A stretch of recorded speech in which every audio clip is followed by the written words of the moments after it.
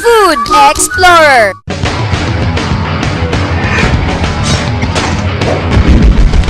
Good morning to all our televiewers. Isang kabusog-busog na umaga naman po sa inyong lahat. Ito ang inyong programa na kung saan Tutulungan kayo sa problemang lutong bahay. at bibigyan quiz ng isang ordinaryong ulam. Ito ang Food Explorer. Good morning to you, Chef. Good morning, Chef Robert. How was your weekend? Very fine. You know what? While walking at the mall yesterday, someone approached me and she was saying thank you daw sa last episode natin. Wow. Well, thank you din po sa lahat ng sumusubaybay ng aming programa. Chef, dumako na tayo sa ating letter sender for today.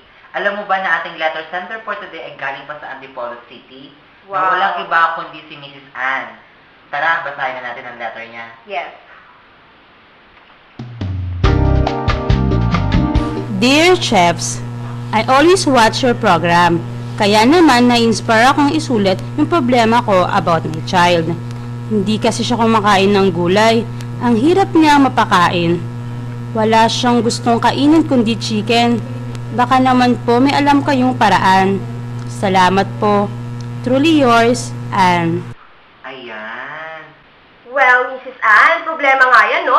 Pero dito sa Food Explorer, hindi problema yan. Kaya naman tamang-tama ang ipe-prepare natin na recipe for today. Ang chicken veggie with butter. Nakahanda na ang ating mga sangkap. 5 pieces chopped garlic. 1 piece chopped onion. 1 cup of carrots, good for 3 people. 1 cup of sayote, also good for 3 people. 1 teaspoon salt. 1 teaspoon pepper.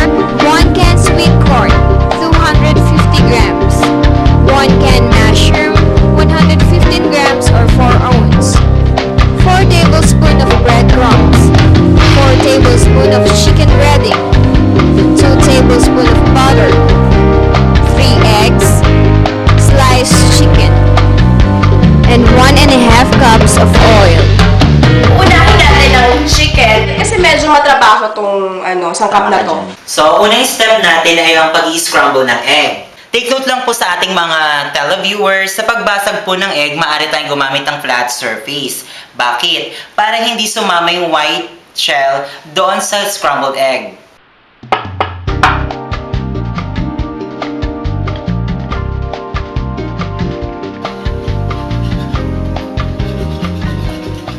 Then we're going to dip our sliced chicken.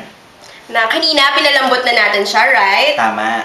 At hayaan muna natin siyang mababad dito sa scrambled egg with chicken breading. Sunod naman natin gagawin ay maghahanda tayo ng breadcrumbs. Okay. Doon natin i-dip Yes. yung ating chicken. Ngayon, pwede na nating i-dip yung ating chicken. Okay. Ayan. Mas lalong kakapit yung breadcrumbs sa chicken dahil nga nababad natin to. Habang ginagawa mo yan, Chef Robert, nagpainit na ako ng pan dito. We need to heat our pan first before we put our cooking oil para hindi dumikit sa pan kung ano man yung itiprito natin. At para hindi rin tumalsik yung mantika. Tama. Okay. Okay, so let's fry our chicken. Yes.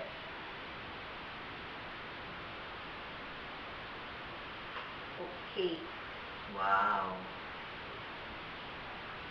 Kasi sobrang mainit na yung ating. Yan. Kung nakikita nyo, talagang dapat mainit yung mantika para nga hindi dumikit. Yes. At syempre, depende na rin sa inyo yung lakas ng apoy. Yes. Ayan! Golden brown na ating chicken. Yes. Let's put it here and face our veggie. Wow! Ang bango talaga niya, chef. Perfect lang yung pagkaka-fry. Yes, tama. Dito sa ating chicken. Crunchy. Yes, Diba? wow. Okay. Let's set aside this first. Yes. And let's face our veggie. Ayan, ready na tayo para sa ating vegetables. So, simulan na natin ang pagigisa. Siyempre, kailangan ihanda mo natin yung pan, initin muna natin to, at lalagyan natin siya ng oil. Depende sa inyo kung gaano kadami yung oil. Pero siyempre, lalagyan natin siya mamaya ng butter. Unting oil lang yung ilalagay natin. Ito, tama na siguro to. Yes. Ayan. So, mainit na yung pan, meron na siyang oil. So, simulan natin sa garlic. Sa pagigisa ng garlic, be sure na golden brown siya. Hintayin natin mag-golden brown. Ayan. So, sa ating onion and garlic, sinap lang natin siya ng pino. Okay. And next na dyan ang onion. Sa pagbabalat ng onion, make sure na hindi masusugatan ang balat ng sibuyas para hindi tayo maluha. Kasi merong sulfur substance itong sibuyas na dahilan kung bakit tayo naluluha. Kaya pala, chef, maraming umiiyak pag nagluluto. Oo, usually nga, ganyan nga yung napapansin ko. Yung pala yung reason niya. Yes. Okay, next is our carrots. Yan.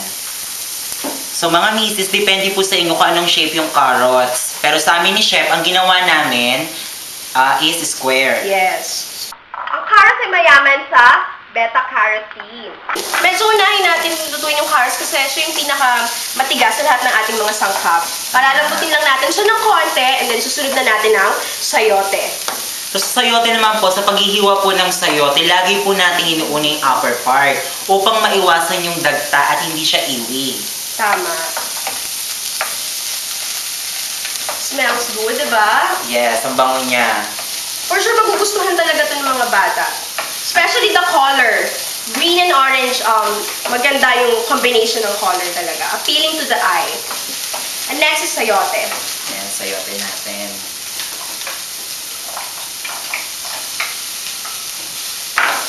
Halo lang natin siya.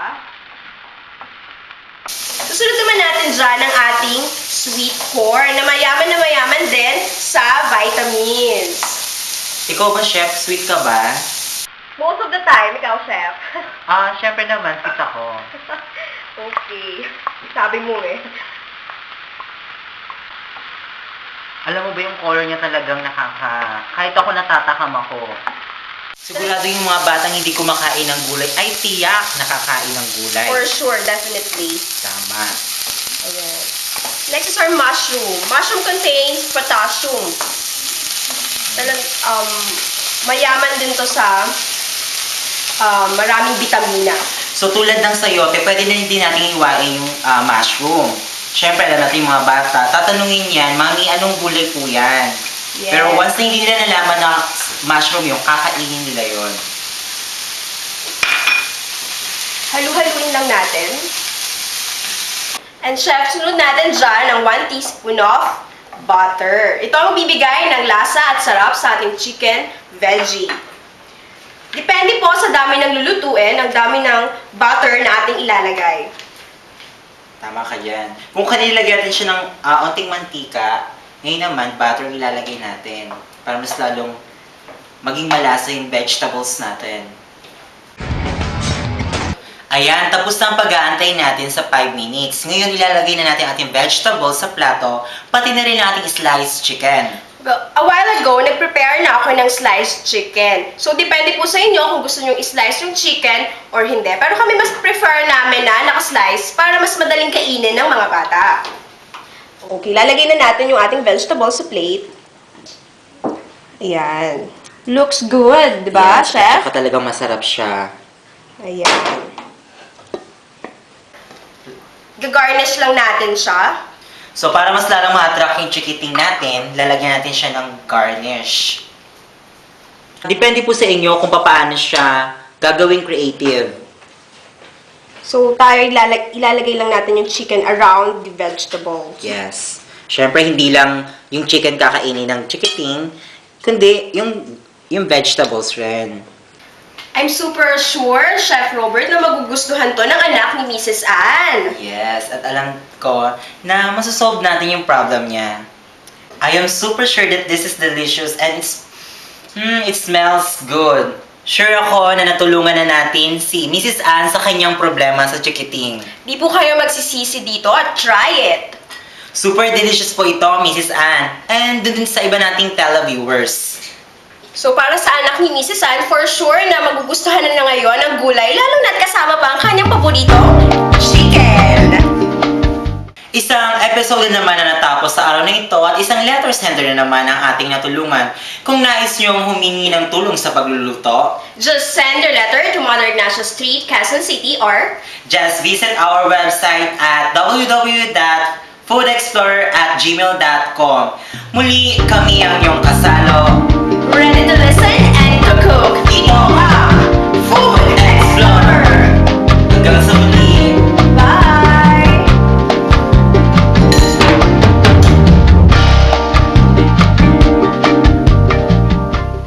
Slumberous Production would like to thank the following: Antea Esclandes Kitchen Studio, Cindy Rafanan's Home Appliances, Michelle Santa Ines Kitchen Accessories, Apple Celestino Supermarket, Ruby Rubia Salon and Makeup, Charmaine Conception's Clothing Line, Diana Tubos Shoes,